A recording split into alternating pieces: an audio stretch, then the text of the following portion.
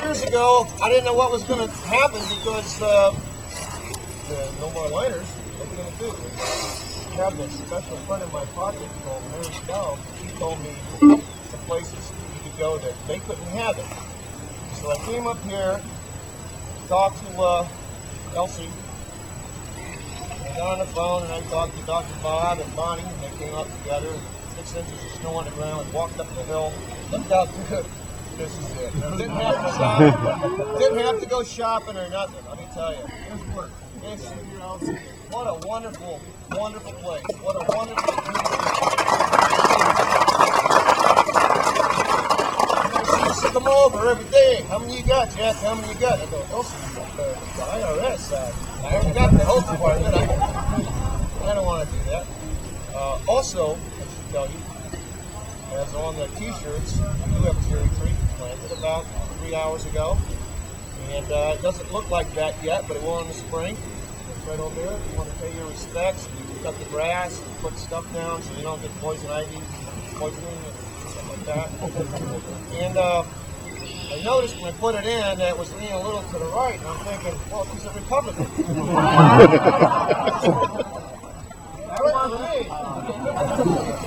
And I just want to tell you that she was a wonderful woman, and I just loved being with her.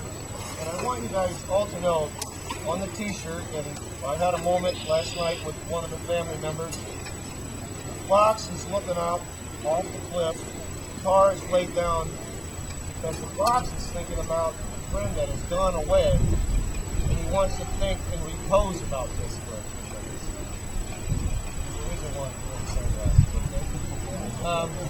All of them. That's what's going on with that t-shirt. I hope all you guys get one. Nothing going on monetarily other than you guys doing that and fix that up. But that's what the t-shirt was all about. I think it's a wonderful shirt. On birthday.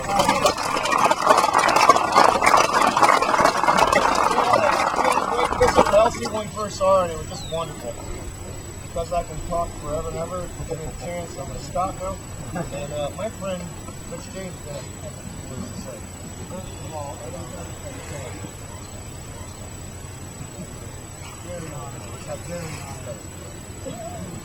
Going back to the beginning of time when Jack was talking, when they made their visit up here and met the Allan family, in particular Elsie, he says, "You're not going to believe this lady." And he came up here, and the first time she sat down at a campsite, he was right, I didn't believe it. But I'm proud to say that I think I got to know her pretty well, probably as well as almost anybody out here, with the exception of her family. And she was a special person. And I think that's a trait of that family, because the whole family is either her inspiration or in the genes or something, because they're all the same way. I don't like to stand here and read things, but I got this little card that we picked up at Elsie's wake, and it just pretty much, it's almost like she wrote it. It says, "I'd like the memory of me to be a happy one. I'd like to leave an afterglow of smiles when life is done. I'd like to leave an echo, whispering softly down the ways of happy times and laughing times in bright and sunny days. I'd like the tears of those who grieve to dry before the sun of happy memories that I leave when life is done." And I think that kind of sums Elsie up, and I also think that what we should be doing here now is not grieving over the loss, but rejoicing over having known it. Now, I would bet that just about everybody here has met or has some exposure to it.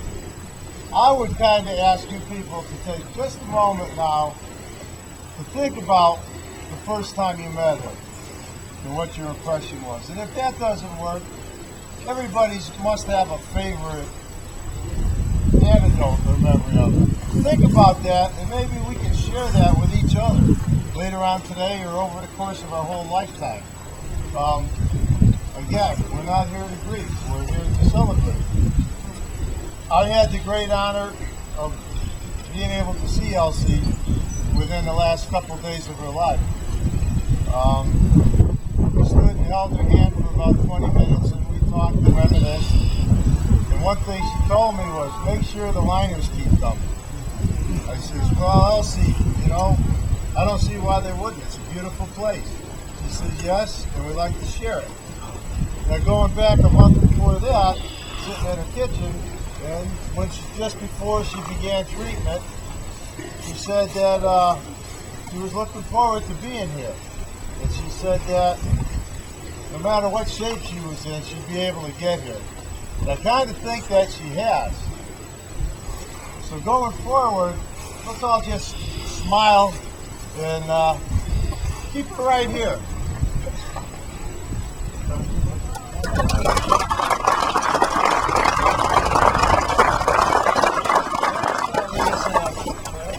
Knocked on heaven's door. God answered. He said, what can I do for you, my son? I said, Lord, it's not too much trouble. You see, we have a nice week this week. And Lord, it's not too much trouble. Can you make sure that the kids don't drive us crazy? And Lord, most important, you lost a very dear friend. You welcome her into your arms. You looked back and smiled and said, Elsie's already at my right hand. Request granted. And then he said, Bart, let me ask you of you. Can you get everybody together? Join us in a song in her honor, and then everybody get together and share some food. I looked back at him and smiled and said, request granted.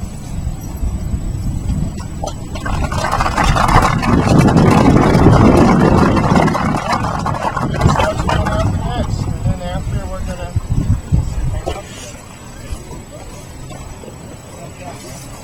So in Elsie's spirit, it is all life, always home, easy, stand,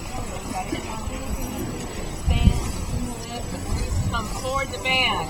Foxhole band Elsie. Welcome to the